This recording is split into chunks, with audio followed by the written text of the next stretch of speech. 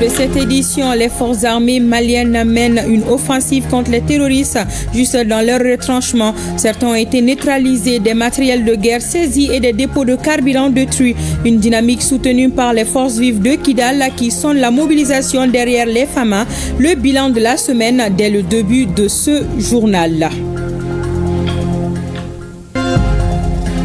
Au lendemain de la fête de Tabaski, la rédaction consacre une série de reportages sur les rencontres familiales, le visage de la capitale qui n'est pas reluisant avec des déchets solides, la gestion des pots et cures et les espaces de loisirs pris d'assaut par les tout-petits. À chacun sa façon de fêter, nous dirons nos différents reporters. Dossier en 4 du président de la transition. Ce soir, nous nous intéressons aux infrastructures sportives qui ont changé l'image des capitales régionales et du district de Bamako. Des stades qui répondent aux normes internationales. D'autres sont également en chantier. Voilà les titres de votre journal de 20h. Bonsoir et bienvenue dans la grande édition de ORTM1. Très heureuse de vous servir. Nous ouvrons cette édition par l'actualité des FAMA sur les théâtres d'opération. Les forces armées maliennes mènent en ce moment une offensive contre les groupes armés terroristes. Plusieurs dépôts de carburant ont été détruits grâce aux opérations aéroterrestres, les terroristes tués et des matériels saisis. Cette opération de grande envergure se poursuivra jusqu'à la victoire finale. Une volonté du chef suprême des armées, le général d'armée Assimi Goïta. Le bilan de ces opérations avec Abdoulaye Sakou. L'étau se resserre sur les terroristes. La vaste contre-offensive lancée à travers l'ensemble du territoire national se poursuit en vue de briser la dynamique récente des attaques obscurantistes. Dans ce cadre, la traque des groupes armés terroristes obtient des résultats significatifs grâce aux efforts des services de renseignement et la proactivité des FAMA. Ainsi, à l'approche de la fête de Tabaski, la vigilance des services et forces combinées a permis de déjouer plusieurs complots et projets d'attentats terroristes dont le but était de semer la panique au sein des populations et de déstabiliser les institutions de la République. En coordination avec des relais financiers et médiatiques prêts à exploiter leur action, des cellules infiltrées dans certaines grandes villes ont été démantelées, de nombreux complices arrêtés et d'autres encore sous surveillance. Dans la profondeur, de nombreuses bases logistiques servant à la préparation des attaques ont été repérées et détruites. Plusieurs actions terrestres et aériennes ont été menées au cours des dernières 24 heures, dont les plus notables sont: le 6 juin 2025, un important plot logistique terroriste de carburant a été identifié et détruit dans les secteurs de Boulkessi et Douna. Le 6 juin 2025, également, les FAMA ont débusqué et détruit le plot logistique terroriste de Kardiba à l'est de Gourma-Raourous, région de Tombouctou. Cet important dépôt comprenant plus de 1000 barriques de carburant qui servaient de point de ravitaillement aux terroristes a été détruit avec efficacité par les vecteurs aériens. Ce 7 juin 2025, suite aux renseignements précis et après de longues heures de surveillance, les FAMA ont détruit une importante base terroriste à l'est de Zaro, dans la localité de Gourma-Raourous. Cette action a permis de détruire un poste de commandement contenant des équipements et moyens de transmission, 3 véhicules embarquant des combattants terroristes et d'importants stocks logistiques. Ce 7 juin 2025, concomitamment avec l'action des Zaro, un raid aérien a détruit une base terroriste aux environs d'Essouk, à 45 km au nord-ouest de Kidal. Les ratissages et raids aéroterrestres continuent. D'intenses efforts sont activement menés pour identifier et déjouer d'autres tentatives en cours de préparation. L'état-major général des armées se félicite du soutien constant des populations et magnifie leur légendaire résilience qui leur permet de ne pas succomber à la psychose que l'ennemi cherchait à installer. Grâce à cette compréhension de la stratégie des terroristes et de leurs alliés, les Maliens savent garder leur calme même en cas de nouvelles attaques réussies. L'état-major général des armées rassure que tous les moyens sont mis en œuvre pour rechercher et détruire les groupes armés terroristes, leurs sanctuaires et caches logistiques sur l'ensemble du territoire. L'état-major général des armées met en garde contre toute complicité avec les groupes armés terroristes sans foi ni loi. Unis, nous vaincrons.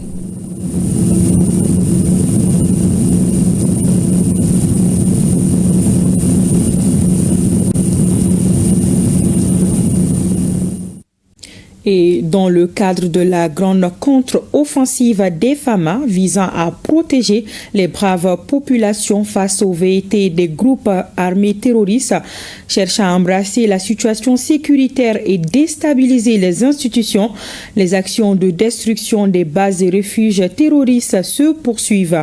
Dans la journée du 7 juin 2025, des raids aériens ont visé 5 bases que les terroristes tentaient d'installer dans l'ouest du pays. 2 bases ont été rasées à la lisière de la forêt du Baoulé, à environ 40 km à l'ouest de Djidjeni. 2 bases détruites à 20 km au nord de Sandaré. Une base réduite en cendres aux environs de Bafarara, à environ 40 km au nord de Aourou, dans la région de Kaï. Les opérations de recherche et de destruction se poursuivent. L'état-major général remercie les populations pour leur coopération dans la recherche et la précision du renseignement et leur demande de continuer à partager les informations avec les FAMA. Et justement, dans cette épreuve, les FAMA ont besoin de l'accompagnement de la population et c'est dans ce cadre que les forces vives de la région de Kidal sonnent la mobilisation. Elles se disent prêtes à soutenir les FAMA pour la victoire finale. Une volonté du chef suprême des armées, le général d'armée Assimi Goïta. Le reportage de Sidi El Medi Ag Albaka. Sursaut national, la 8e région administrative du Mali mobilise ses forces vives sans distinction aucune. Femmes, jeunes, religieux et toutes les organisations de la société civile comme un seul homme pour soutenir les femmes déterminées à pacifier totalement et entièrement le territoire national. Considérant la montée en puissance de l'armée malienne depuis l'avènement du général d'armée Assimi Goïta au pouvoir en 2021, considérant la libération de la région de Kidal par les FAMA le 14 novembre 2023, considérant l'arrivée des autorités administratives à Kidal le 13 décembre 2023, considérant que le peuple malien est victime d'un complot international et national depuis son indépendance, considérant la récurrence des attaques contre les FAMA, considérant l'article 24 de la Constitution du 22 juillet 2023 qui dispose la défense de la patrie est un devoir pour tout citoyen. Membres de la société civile, par ma voix, apportons notre soutien sans faille aux FAMA dans leur lutte au quotidien pour l'intégrité territoriale, la défense des personnes et de leurs biens. Apportons notre soutien indéfectible aux autorités de la transition. Lançons un appel à nos frères et sœurs qui n'ont pas compris les enjeux de se ressaisir et d'accepter la main tendue des autorités. Une mobilisation tenue au gouvernorat de Kidal sous la présidence du conseiller aux affaires administratives et juridiques du gouverneur de Kidal. C'est de prier pour eux,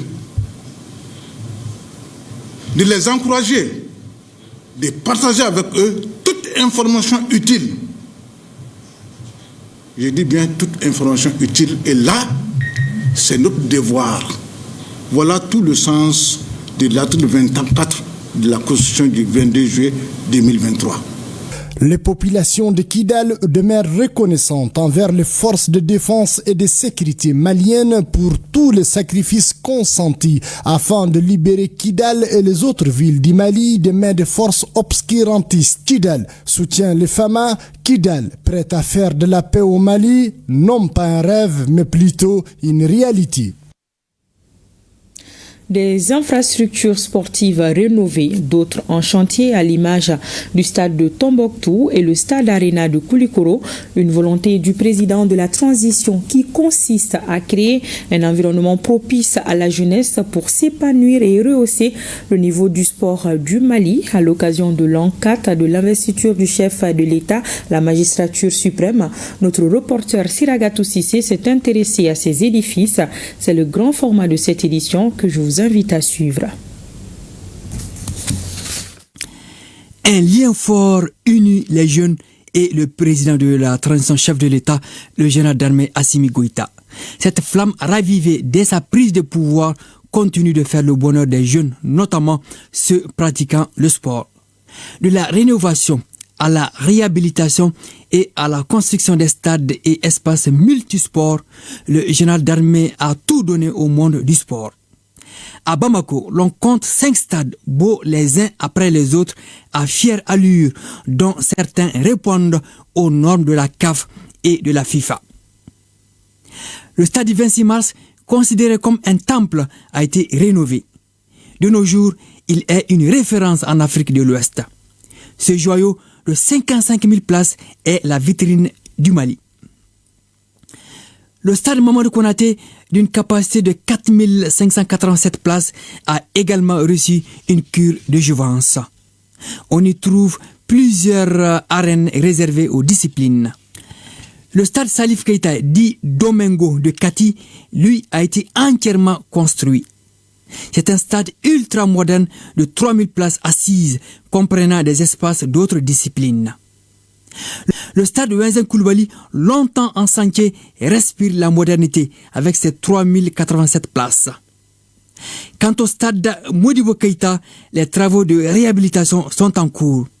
Bientôt, il sera réceptionné et inauguré au dire du ministre en charge des sports. C'est un stade à la fin que vous n'allez peut-être même plus reconnaître. Ça va être un stade ultra moderne et complètement transformé, et pour le bien-être de tous les sportifs bien sûr. Et nous avons profité parce que nous avons le centre de médecine des sports. Et ça aussi, je pense qu'on doit commencer à communiquer, parce que les stades ont pris tellement de poids que ni le lycée sportif, ni le centre de Kabbalah, ni le centre de médecine des sports ne sont visibles. Dans certaines capitales et régionales, les sportifs esquissent un large sourire. Les stades construits pour la CAN 2002, d'une capacité de 15 000 places, ont changé de visage. Et de quelle manière? Le stade Abdoulaye Makoro Sissoko de Kaï, le stade Mamadou Yara H de Koulikoro, le stade Babemba Traoré de Sikasso, le stade Amarindaoun de Ségou et le stade Barema Bokoum de Mopti. Toutes ces réalisations de haute portée prouvent à suffisance l'attachement du président de la transition à la couche juvénile. Le chef de l'État n'a pas oublié Tombouctou. Le stade est en chantier avancé. Le centre pour sportifs d'élite Ousmane Traoré dit Ousmane Bleni de Kabbalah s'est métamorphosé. Tout comme le lycée sportif Ben Omar Sy. La région de Koulikoro peut se glorifier de sa nouvelle arena de basket. La pose de la première pierre s'est déroulée le 15 janvier 2025 en présence du président de la transition. Avec ces édifices uniques, le Mali peut abriter toutes les compétitions majeures et dans n'importe quelle discipline sportive. À présent, le contenu de ce communiqué, le ministère de la Communication, de l'économie numérique et de la modernisation de l'administration informe l'opinion publique que dans le cadre du Forum international pour le développement des technologies de l'information et de la communication TIC, qui s'est tenu du 5 au 6 juin 2025 en Russie, une délégation officielle du département a pris part aux travaux du dit forum.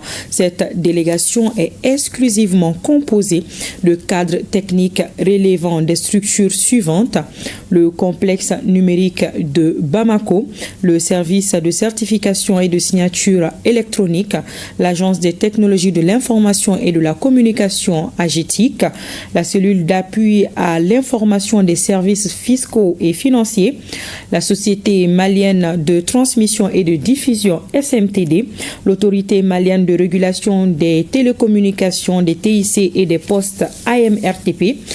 Le ministère tient à préciser que d'autres personnes ont participé également à ce forum sans être associées à la délégation officielle. Ces dernières ont été invitées par des voix autres que celles de l'État et leur présence ne relève d'aucune mission du département.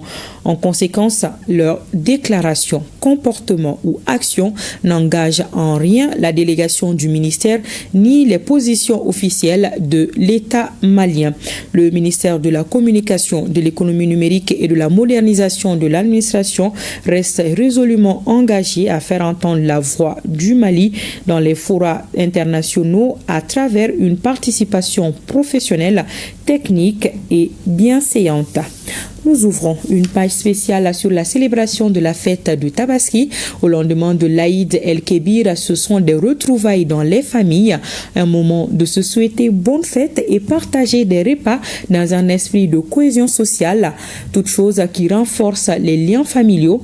Notre reporter Awa Traoré a fait un tour dans quelques familles à Bamako. Dans ce reportage, vous allez découvrir les mains faciles à digérer comme le taux. Suivons ensemble. Nous sommes ici à Sabaliboukou, dans la famille Diakité. Au menu, le taux, un plat à base d'huile avec sauce gombo couverte de viande du mouton. Les belles filles de la famille Diakité sont au four et au moulin. Chez nous ici dans la famille Diakité, le lendemain de la fête, on a l'habitude de préparer le taux parce que le jour de la fête, on mange trop d'huile.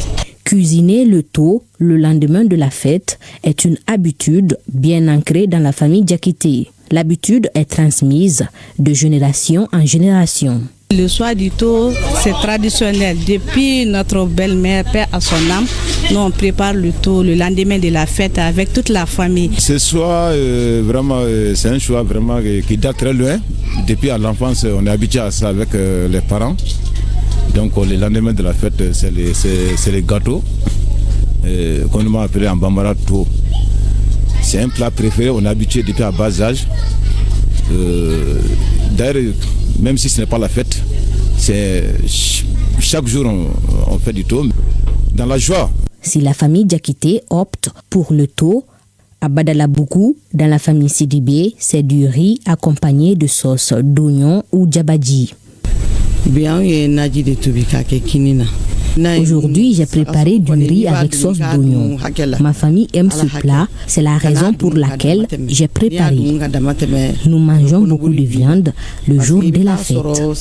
La viande du mouton comporte de la graisse. J'exhorte les gens à manger avec modération pour ne pas tomber malade. Mes vœux les meilleurs à toutes et à tous. Contrairement à Sidibé Awamone Kata, Sidibé Nana Makangile prépare des sous-produits de l'abattage. Il s'agit de la tête et les pattes du mouton.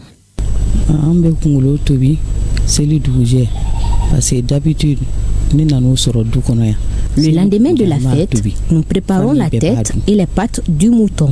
C'est une tradition chez nous. En plus, toute la famille aime ce plat. À l'occasion de la fête, je prie Allah pour la paix et la cohésion dans notre pays. Que ce soit du taux, du riz avec sauce d'oignon ou djabadji ou même du fakoui, le choix des plats au lendemain de la fête est presque un héritage pour certains et une préférence culinaire pour d'autres. Et oui, des mets typiquement maliens à déguster, absolument.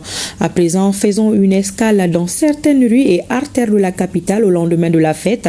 Des déchets liquides et autres sont déversés sur certaines artères et même les caniveaux ne sont pas épargnés. Cette situation provoque des odeurs nauséabondes. Au même moment, la voirie mène des opérations de nettoyage.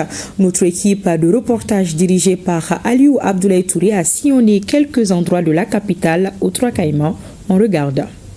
Après l'effervescence de la fête de Tabaski, le décor du célèbre marché d'Abanani de Bamako sur le boulevard du Peuple n'est pas reluisant.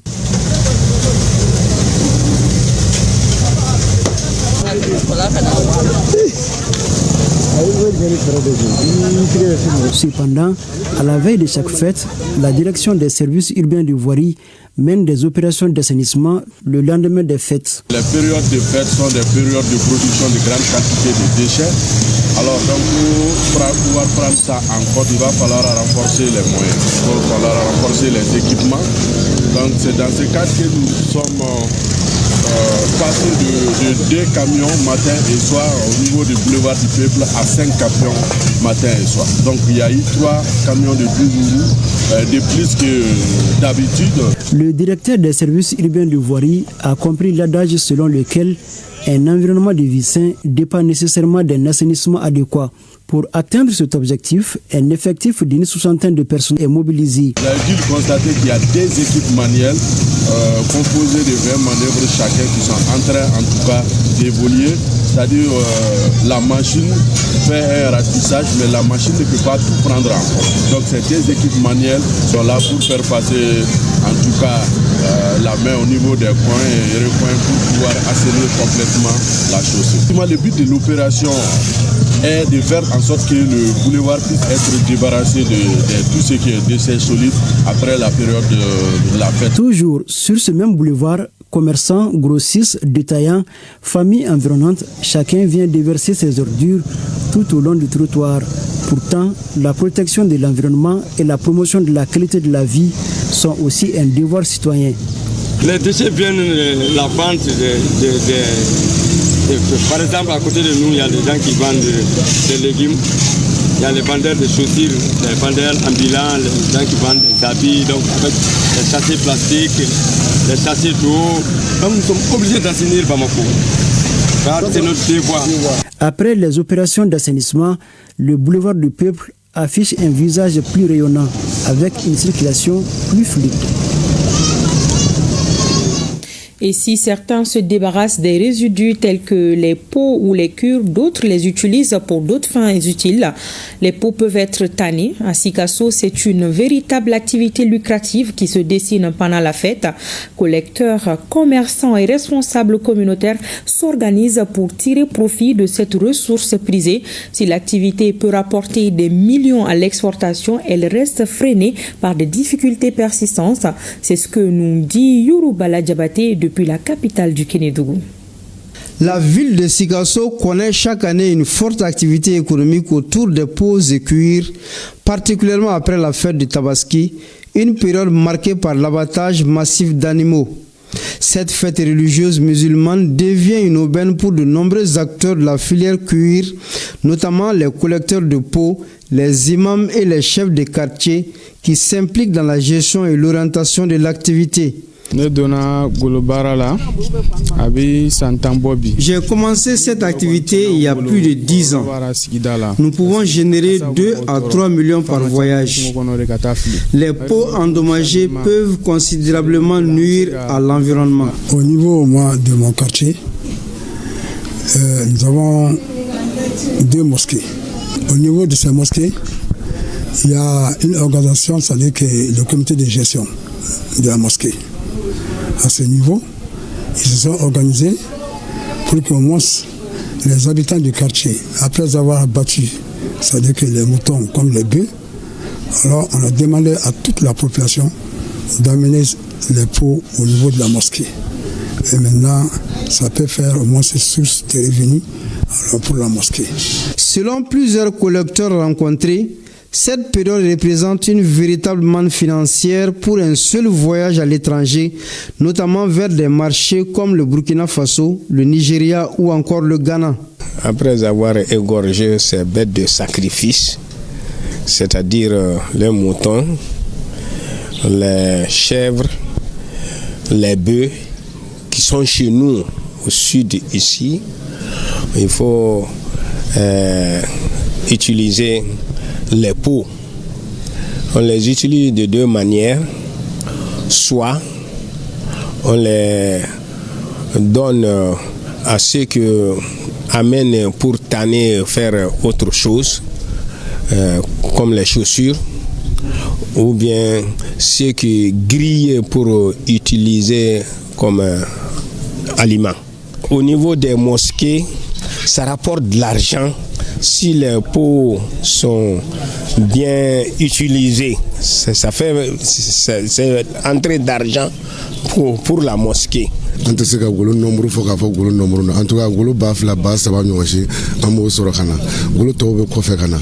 il n'y a pas de chiffres actualisés pour l'instant, mais nous pouvons collecter 2000 à 3000 pots.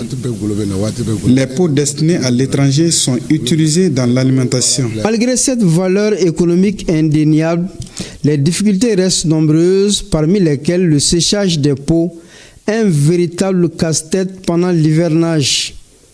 À ceci s'ajoute le manque de financement qui freine la capacité des acteurs à stocker ou transporter des pots dans de bonnes conditions pour accéder aux marchés les plus rentables. En somme, la filière cuir à Sikasso possède un potentiel économique important, particulièrement après la Tabaski. Toutefois, sans une stratégie de valorisation durable et un appui concret aux acteurs de terrain, cette opportunité risque de continuer à se heurter à des défis récurrents. À Gao, la Fondation Gianni Turki, en collaboration avec son partenaire Muslim End Mali, a manifesté sa solidarité à l'endroit des couches nécessiteuses. Elle a mis à la disposition de ces couches plus de 500 têtes de bœufs d'une valeur de plus de 50 millions de francs CFA. La cérémonie de lancement de cette vaste opération de distribution de viande était présidée par le gouverneur de la région de Gao. Le reportage de Aliou Idrissa Maïga. Ces 500 têtes de bœufs sont destinées aux déplacés internes, aux pensionnaires de la maison d'arrêt, les migrants qui sont en transit et l'ensemble des démunis de la région de Gao.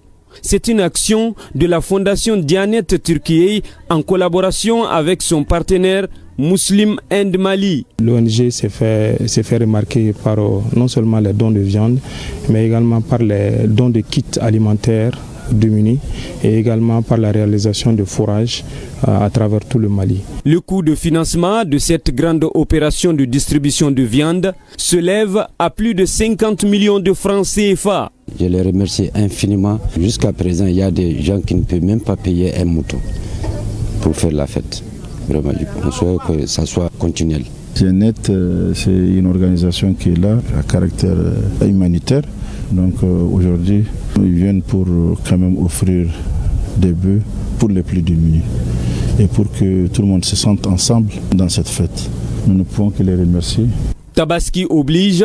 Avant de lancer l'opération de distribution de viande à Gao, le chef de l'exécutif régional, le général de division Moussa Moriba Traoré et sa délégation ont pris part à la grande prière à la place Giganchor. C'est l'occasion pour moi de souhaiter bonne et heureuse année et tous les vœux de succès aux autres autorités de la transition au nom des populations de la région de Gao. Je souhaiter une bonne et heureuse fête de Tabaski à toutes les populations de la région de Gao et à toute la population du Mali.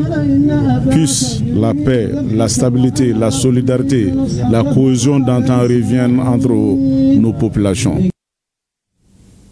Et nous restons dans la cité des Askia avec ce chiffre à retenir. Plus d'un demi-milliard de francs CFA, c'est le montant du programme intitulé Projet multisectoriel d'appui au renforcement de l'accès à une éducation inclusive. Il concerne les communes d'Assongo, Talatay, Tessit, Tinhama, Anchawadj, Gabero et Gunzuré. Le projet financé par l'UNICEF est mis en œuvre par un consortium de 6 ONG. Nous retrouvons Aliou Idrissa Maïga. Le projet multisectoriel d'appui au renforcement de l'accès à une éducation inclusive, adaptée et de qualité dans un environnement résilient et protecteur dans les communes d'Ansongo, Talatay, Tessit, Tinhama, Inchawaji, Gabero et Gunzurei vise à garantir une éducation de qualité aux filles et garçons âgés de 3 à 18 ans affectés par les crises. Ce projet est bien plus qu'un appui au secteur de l'éducation. Il est une réponse concrète, une réponse intégrée et résolue aux défis multiples que rencontrent nos enfants, nos enseignants et nos communautés. Dans un contexte marqué par des conflits, des déplacements des populations, l'insécurité alimentaire, ce projet vient assurer l'accès à une éducation de qualité dans un environnement sûr et protecteur. La mise en œuvre de ce grand projet de développement est assurée par AMSOD en collaboration avec 5 autres ONG. Il est financé par l'UNICEF à plus de 650 millions de francs CFA.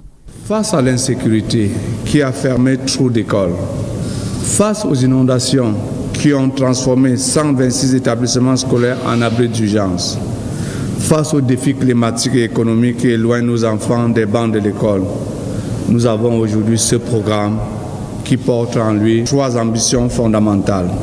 Premièrement, garantir que chaque enfant de 3 à 17 ans, sans exception, puisse accéder à une éducation de qualité dans un environnement sûr et inclusif. Deuxièmement, offrir une éducation continue et adaptée aux besoins spécifiques de chaque enfant. Troisièmement, renforcer notre système éducatif pour qu'il soit capable de répondre rapidement et efficacement à toute crise future. Nous nous réjouissons que les partenaires et le gouvernement du Mali fixent des objectifs spécifiques à ce projet qui, de notre point de vue, répondent effectivement aux problématiques de l'éducation que nous vivons dans notre région. Selon le responsable de AMSOD, la durée du projet multisectoriel d'appui au renforcement de l'accès à une éducation inclusive est de 25 mois. Retour à Bamako et je vous amène dans les espaces de loisirs qui font le plein à chaque fête de Tabaski. Au parc national de Bamako et à Luna Park, il est difficile de se frayer un chemin. Des jeux, des kermesses et pistes de danse sont bien organisés pour faire plaisir aux tout petits. Cette année, les responsables de ces espaces ont renforcé les mesures de sécurité afin de permettre aux tout petits et leurs accompagnants de passer de bons moments dans la quiétude. L'ambiance dans les heures de jeu pour enfants avec Aminata Ouedraogo. Après avoir passé toute une journée à déguster de la viande, l'heure est venue pour les Bamakois de se décompresser. Bien coiffés et parés de leurs beaux habits, ils prennent d'assaut les lieux publics de la ville. À 14h, le parc national de Bamako refuse du monde.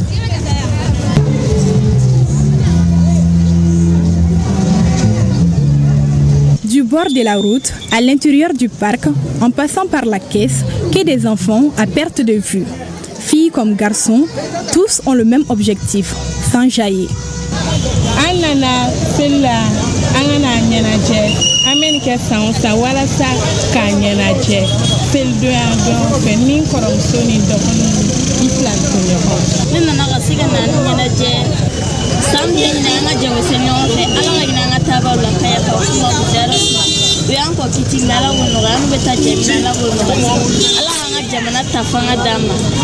Autre lieu, même constat. Plus bondé que d'habitude, le Luna Park de Bamako est le lieu idéal pour les tout petits de s'amuser. Ici, environ une dizaine de jeux bien sécurisés sont mis à la disposition des visiteurs. Si certains sont entre amis, d'autres se font accompagner par leurs parents.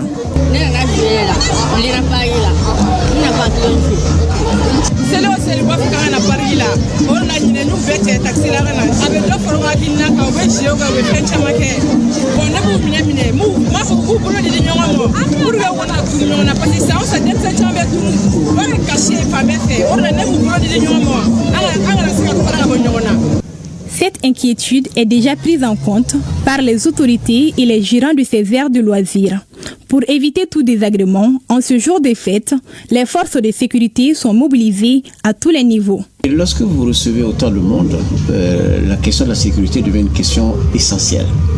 Alors pour ce faire, nous travaillons avec la Direction générale de la police, nous les sollicitons pour qu'ils viennent nous assister donc pour sécuriser, pour la sécurisation de la fête. Mais que si on avait un incident, que la protection civile nous aide et que la protection civile est aussi là pour aider donc à surveiller les enfants qui sont égarés. Pendant la fête, nous offrons plus de choses au public parce que bon, quand les enfants viennent, il faut les occuper. Donc nous avons rajouté beaucoup de jeux. Vous avez aussi une kermesse qu'on a mise en place. On a considérablement multiplié les jeux. Bon, Luna Park, ça se passe bien, Dieu merci, alhamdoulilah. On a tout organisé, on a des sécurités, on a plein de jeux aussi. On a l'avion, il y a petit cheval, il y a petite voiture, on a petit balançoire. Cette affluence n'est juste qu'une partie de l'événement. D'autres activités ludiques sont prévues dans la soirée pour dire que la fête continue jusqu'à demain. Tout sauf rester à la maison. En tout cas, prudence et mère de sûreté, prenez soin des enfants. Direction Badjangara, le gouverneur de la région a remis des vivres et des kits non alimentaires aux familles sinistrées des récentes inondations. Plus de 2600 ménages, soit près de 16 000 personnes sont touchées par ces catastrophes naturelles. Le reportage de Agibou Koulibaly, Mamadou Sidibé et Oumar Guindo. Après la remise en début du mois de mai 2025 par Madame le ministre de la Santé et du Développement social aux 659 ménages déplacés, c'est au tour des familles sinistrées des inondations d'être soutenues. Une réponse promise par la ministre, mais déléguée cette fois au gouverneur de région. Nous sommes très contents de recevoir cette aide. La pluie a tout détruit chez nous. Si d'autres appuis nous parviennent, cela nous fera vraiment plaisir, car toutes nos céréales ont été emportées par les inondations. Nous avons procédé au lancement régional des activités de distribution des intrants privats. Ces intrants sont composés des vivres et des non-vivres. Le privat, c'est un projet gouvernemental financé par la Banque mondiale. C'est pour assister les familles sinistrées, les familles qui ont été victimes d'inondations en 2024. La région de Banyangara a été sérieusement secouée parce que nous avons enregistré environ 2661 ménages à travers toute la région.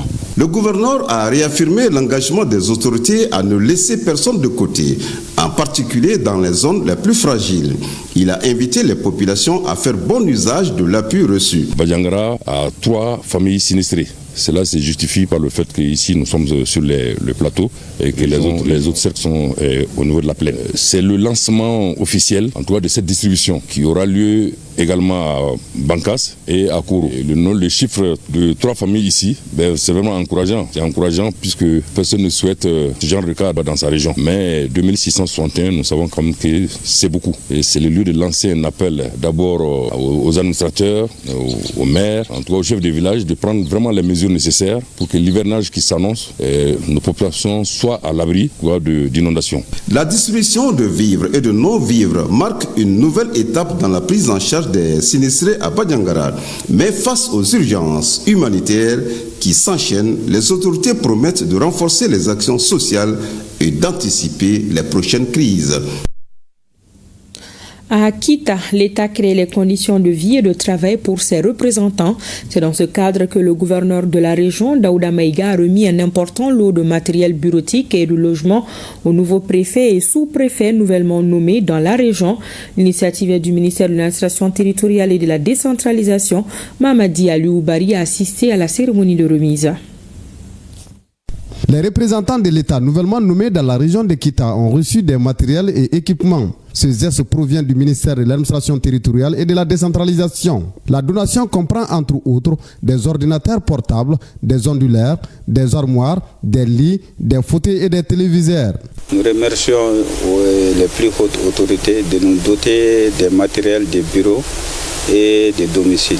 Sans quoi l'administration serait en difficulté. On fait un appel à nos communautés de vraiment accompagner les pouvoirs en place pour bien accomplir sa mission. On va surtout les promettre que ces matériels et équipements qui ont été mis à notre disposition seront utilisés pour permettre d'abord de satisfaire les besoins fondamentaux de nos populations, des usagers de services publics qui attendent beaucoup de ces nouvelles circonstances administratives. Selon le chef de l'exécutif régional, ces équipements vont renforcer la capacité opérationnelle des préfets et sous-préfets des nouvelles circonscriptions administratives. La région de Kita a pu bénéficier à travers 5 de ces cercles, donc 5 sur 6, ainsi que plusieurs arrondissements, d'un important lot de matériel, de bureaux, de logements, de matériel informatique, ce qui donnait la volonté des plus hautes autorités d'accompagner la réorganisation territoriale. L'acquisition de ces matériels contribuera à l'amélioration des performances du département de l'administration territoriale et de la décentralisation. Dans la région de Ségou, fini les problèmes d'évacuation vers les grandes villes. Le district sanitaire de Baraouli a bénéficié de 2 maternités pour un coût d'environ 160 millions de francs CFA. Ces infrastructures sont réalisées dans le cadre de la mise en œuvre du projet Dambé. Les détails avec Kandesila et Bakari Traoré. Le dispositif du district sanitaire de Baraouli se renforce avec la remise officielle des clés de 2 maternités. Une à Kouralé et l'autre à Djela. Les 2 infrastructures construites et équipées s'inscrivent dans le cadre de la mise en œuvre du projet Dambé, un projet financé par Affaires mondiales Canada et ses partenaires et qui vise à accroître la santé de la mère et de l'enfant grâce à une meilleure prise en charge de la santé maternelle et néonatale. Chaque maternité est composée de plusieurs salles. Maintenant, pour les salles, nous avons la salle pour la responsable maternité, une salle pour la CPN, la consultation prénatale, une salle aussi pour la loge de batterie. Le coût de la maternité est environ 50 millions. Si on additionne au coût des toilettes et incinérateurs, nous partons jusqu'à 80 millions par site. Le dispositif présenté donne plus de satisfaction aux autorités régionales, locales et aux bénéficiaires directs mobilisés pour l'occasion. C'est une grande satisfaction pour nous, services techniques, pour la qualité de ces maternités qui dépensent vraiment un peu les normes établies à la matière et aussi des incinérateurs de dernière génération. Nous sommes sûrs que ces maternités vont contribuer à la réduction de la mortalité maternelle et infantile qui est l'objectif ultime du PRODES. Accueillir un enfant dans les meilleures conditions et veiller sur la santé de la maman qui le met au monde est essentiel. Ces maternités sont désormais le vôtre. Je vous encourage à l'entretenir avec soin afin qu'elle réponde au mieux à vos besoins, à vos attentes. La remise des clés a été une occasion également pour les responsables communautaires de témoigner toute leur gratitude au projet Dambé et à ses partenaires, tout en les assurant d'une utilisation judicieuse de ces réalisations au profit de la santé de la mère et de l'enfant.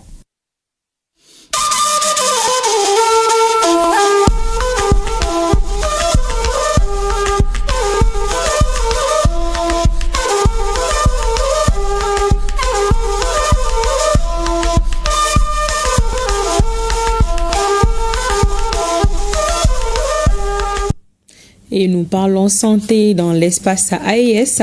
La première rencontre des ministres en charge de la santé de la Confédération des États du Sahel s'est achevée hier à Niamey au Niger.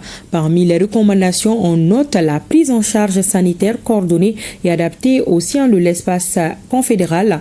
Le reportage de nos confrères de la télévision nigérienne, Amadou Toudjani Oumarou et Souleymane Wali.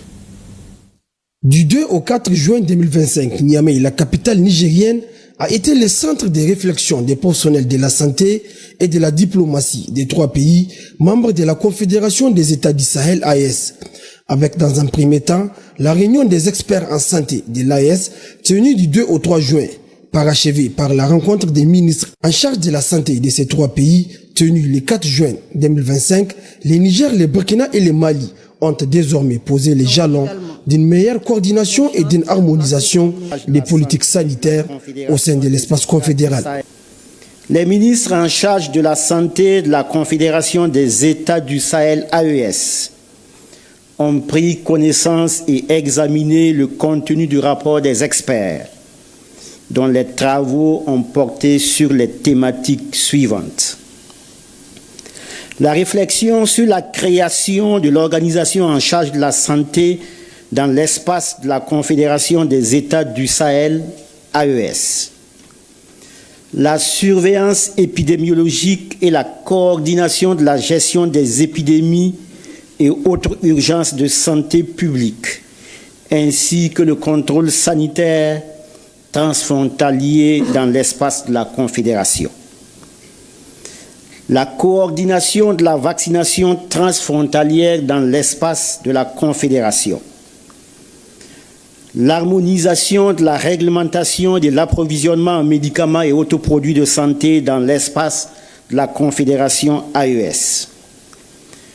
L'amélioration de l'accès aux soins aux populations, y compris la mutualisation des efforts dans le cadre des soins spécialisés dans l'espace confédéral. Après ce rendez-vous de donner et de recevoir, il appartient à chacun d'entre nous de faire en sorte qu'il y ait un suivi approprié de la mise en œuvre des recommandations en vue de rendre plus réactifs et robustes les systèmes de santé de nos pays respectifs. Si toutes les sessions des experts et des ministres en charge de la santé ont pu se tenir, c'est grâce au soutien essentiel de nos chefs d'État. C'est pourquoi je lance un vibrant appel à tous les pays membres de la Confédération pour qu'ils s'investissent davantage pour plus d'échanges et de solidarité entre nous. Le fonctionnement et la crédibilité de nos systèmes de santé ainsi que l'amélioration de l'état de santé de nos populations sont à ce prix. La rencontre des ministres en charge de la santé de l'AES a été sanctionnée par plusieurs recommandations formulées par les experts du domaine. La plus importante est relative à la création d'une organisation confédérale en charge de la thématique sanitaire. Et pour faire le pèlerinage, il faut être en bonne santé. À la Mecque, l'ambassadeur du Burkina Faso en Arabie Saoudite a rendu visite aux pèlerins burkinabés, accompagné de membres du consulat général à Djeddah et du comité national de suivi du pèlerinage à la Mecque. L'ambassadeur a exprimé sa satisfaction quant au déroulement du processus et a invité les pèlerins à observer la discipline, la solidarité et la prière pour le Burkina Faso. Le compte rendu de Isia Kanana. Une visite des plus inattendues ici au camp de base des pèlerins burkinabés à Mina. L'ambassadeur du Burkina Faso en Arabie Saoudite, accompagné du consul général à Djeddah, sont ici pour s'enquérir des conditions de séjour des pèlerins. Une visite pour surtout traduire de vive voix aux représentants burkinabés au Hajj 2025 au nom du ministre de la Sécurité et de son homologue de la transition digitale, des postes et de l'économie numérique, également présents en terre sainte de l'islam, tout leur soutien et leurs encouragements. Nous avons pu constater des pèlerins très engagés qui ont prié, qui ont fait des invocations au nom de leur famille, mais surtout au nom du Burkina Faso. Ils ont prié pour le retour de la paix. Ils ont demandé au Seigneur Tout-Puissant d'accorder la paix au Burkina Faso. Et du côté des agences de voyage, l'on se réjouit de cette visite des représentants de la délégation gouvernementale. On a eu 8143 pèlerins qui sont représentés en Arabie Saoudite. Donc tout ce monde-là, ça appartient au gouvernement. Donc si Ibrahim Traoré n'est pas là, si ces gens-là sont venus, c'est comme Ibrahim Traoré qui est là. En tout cas, on est très contents qu'ils ont pensé que nous, on est là et puis venir nous rendre les visites là. On est très contents. On demande Dieu de bénir notre pays, de nous donner la paix. Le ministère de la Sécurité, par la voix de son émissaire, l'ambassadeur Boukari Savadogo, félicite par ailleurs le comité national de suivi du pèlerinage à la Mecque et l'ensemble des agences de voyage. Une synergie d'action qui a surtout permis de convoyer ces pèlerins burkinabés pour l'accomplissement du 5e pilier de l'islam ici en Arabie Saoudite.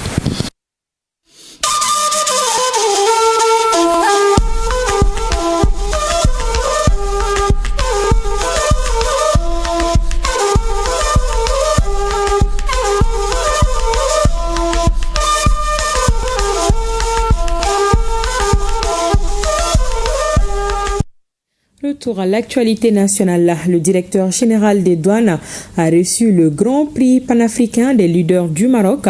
L'inspecteur général a également été élu roi de l'année. Cela fait suite à son leadership et son engagement à bâtir une économie forte. Une cérémonie de reconnaissance a été organisée en son honneur à la direction générale des douanes. Le reportage de Boubacar Bablin Touré. C'est un accueil de grand jour qui a été réservé au directeur général des douanes par les cadres de son département. Une cérémonie qui a bien son sens, car l'inspecteur général Amadou Konaté se voit ainsi auréolé par 3 titres. Le patron des soldats de l'économie est réélu avec brio par ses pairs.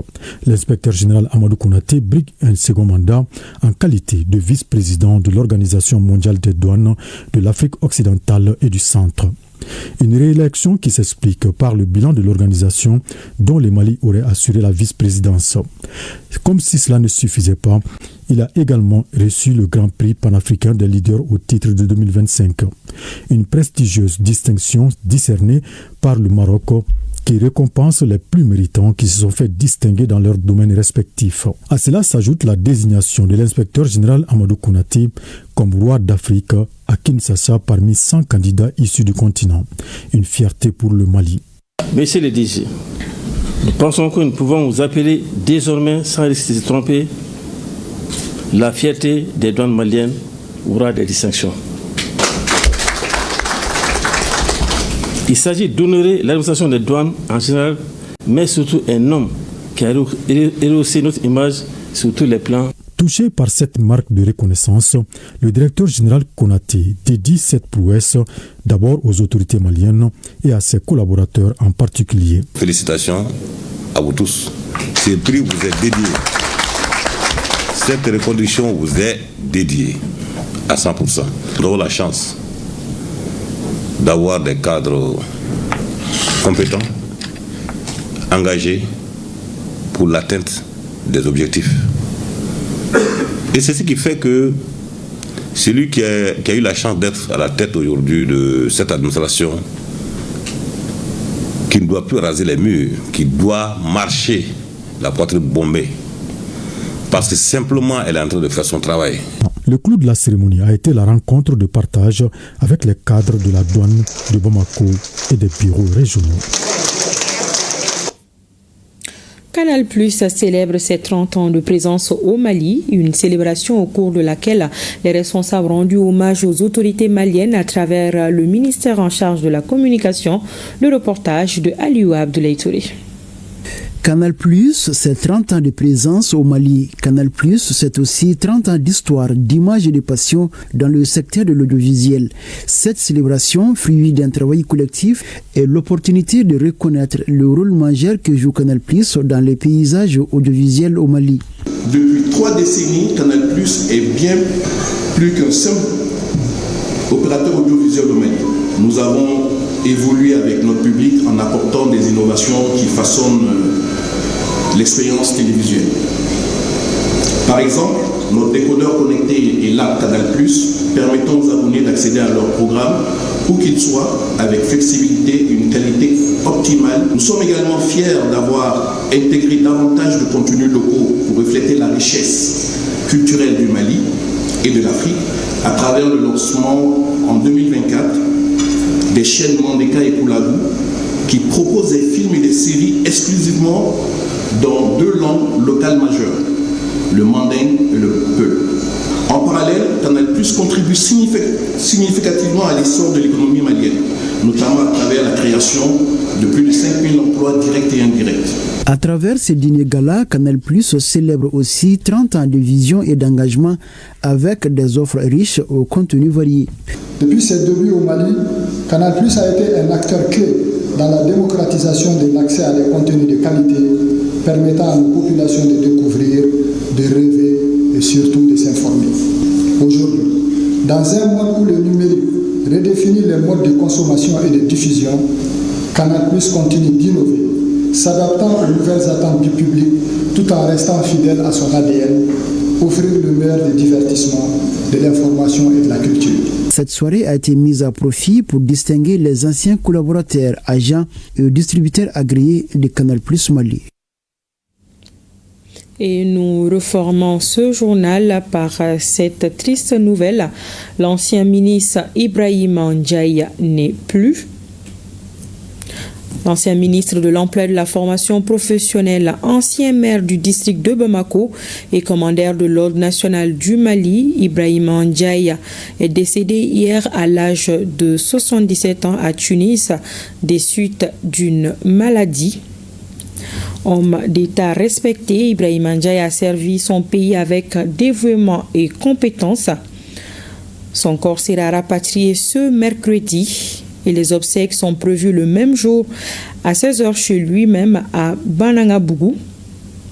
En cette douloureuse circonstance, l'ORTM par ma voix présente ses sincères condoléances à sa famille éplorée, à ses proches ainsi qu'à l'ensemble du peuple malien qui perd en lui un serviteur de la nation. Que son âme repose en paix.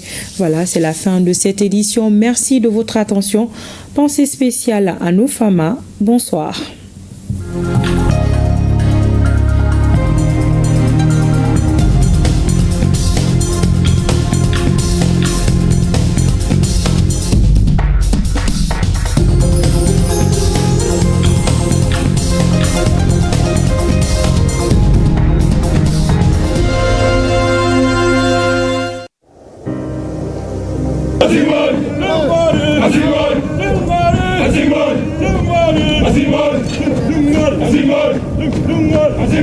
Nous laissons derrière nous tout ce que nous avons de plus cher. Enfants, épouses, amis, pères et mères. Fièrement, nous répondons à l'appel du devoir. Pour que les déplacés et les réfugiés rentrent à la maison. Pour que nos enfants reprennent le chemin de l'école. Pour que jaillisse la lumière de la réconciliation entre les peuples, pour le Mali, pour la patrie. Cette voie, nous l'avons choisie, au prix de nos vies. Nous défendrons nos couleurs. Et si nous laissons derrière nous, veuves et orphelins, nous vous prions, prenez soin d'eux.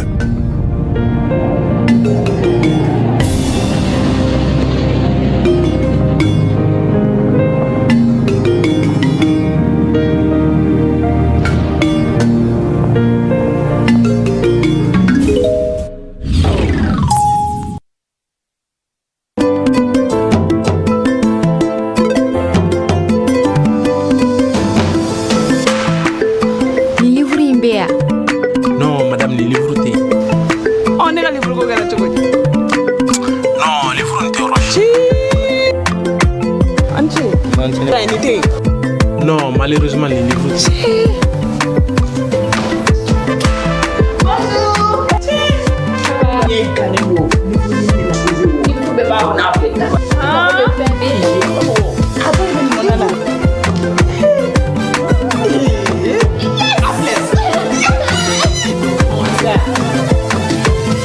Accédez à des milliers d'ouvrages grâce à YouScribe à partir de 150 francs par jour en composant le dièse 101 dièse 374 dièse. Orange est là. Dugukonona sigida dola, baby chila, nga, barao barakofe, langini dobi, langini minbe koloshili, walma, bulolabla kofo. Fatou Fleni, abi barake BTP de la, ay barakura do boloda, kasoro ama kofo edem moyi. On nana ni mun ye kuranfin dɔ tigɛra sigida kelen bɛɛ bilala dibi la Fatou ta ye bololatigɛ dan ye wa a dan ma diya mɔgɔ si la nin ye Mamadu ye taxibolila don k'a to mɔbiliboli la a ye kuran poto dɔ gosi k'a kari a ma boli wa a ye EDMSA ka centre d'appel wele a ka nin kɛwale ɲuman in b'a to ka sara wɛrɛ tɛna bɔ a la Mamadu ye fasoden ɲuman ye wa a janbɛ bɛɛ ka lakana na nka bɛɛ tɛ nin hakilina ɲuman in sɔrɔ Isa filɛ nin ye a bi ka kɛ komi a bi baara dɔ la k'a sɔrɔ a bɛ ka kofere électrikiw fil de bɔ ka t'u feere kuranko la fɛn bɛ jate kan ka minɛ an kana kɛ Fatou ni Isa ɲɔgɔn ye an ka kɛ i komi Mamadu n'aw bɛ fɛ ka dingɛsen baaraw kɛ aw bɛ EDMSA ka servisiw wele walasa aw kana tiɲɛni don dugu jukɔrɔ filiw la fasodenw aw kana ɲinɛ ka dantɛmɛ walew kofɔ kuranko ta fan na aw bɛ weleli kɛ 36077 la walima agence EDMSA mun ka surun aw la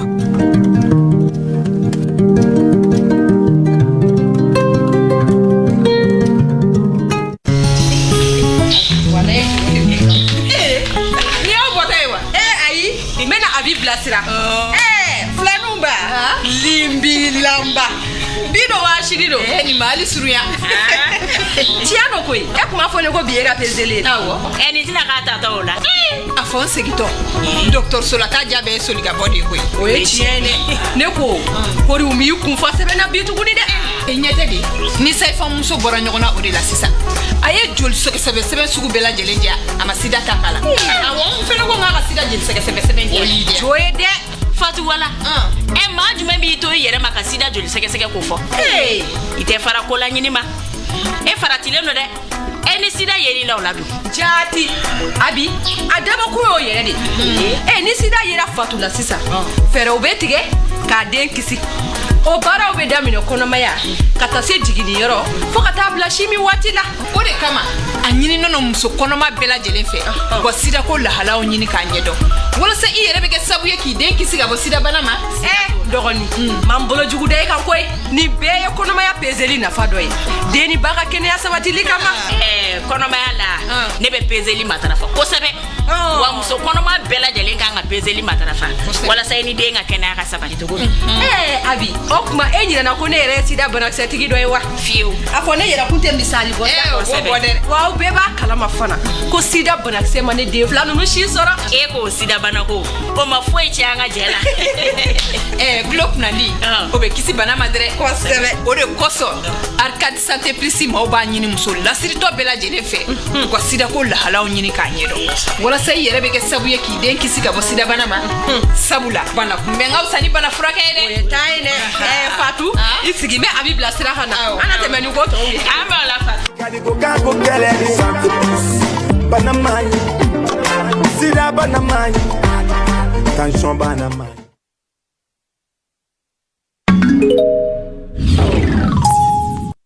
Chers téléspectateurs, auditeurs de l'ORTM, il me plaît, en cette période de la fête de Tabaski, de souhaiter à vous tous une très bonne fête.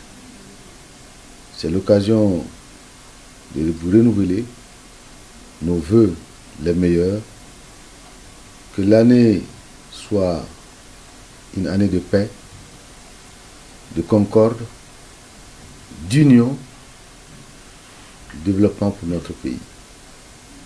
C'est vrai, nous vivons des moments pas du tout faciles. Nos soldats sont au front, éprouvés de jour comme de nuit, pour nous permettre de vivre dans la paix. C'est donc l'occasion de saluer les efforts de nos forces de défense et de sécurité sur le terrain, de saluer nos forces pour leur abnégation, pour leur courage dans cette lutte terrible imposée que nous allons vaincre, Inch'Allah. C'est l'occasion aussi de demander l'union sacrée autour de notre chère patrie, le Mali. Nous avons choisi un chemin aujourd'hui qui n'est pas facile. Nous avons choisi une union qu'on appelle confédération et nous avons choisi de briser les chaînes. Ça ne peut se faire sans sacrifice. Le sacrifice, il est demandé à chacun d'entre nous. Chacun dans son domaine doit se sacrifier pour tenir la nation. Les moments sont rudes et c'est justement l'occasion de se donner la main. Aucune nation à travers le monde ne s'est construite sans sacrifice. Les grandes nations sont passées par des chemins peut-être plus durs. Nous sommes dans l'épreuve aujourd'hui et c'est l'occasion vraiment de demander à vous tous, à nous tous, de nous réunir, de nous donner la main. Donc, à chacun et à chacune, je souhaite une très bonne fête dans la concorde, dans l'union et dans la paix. Au Sambé Sambé.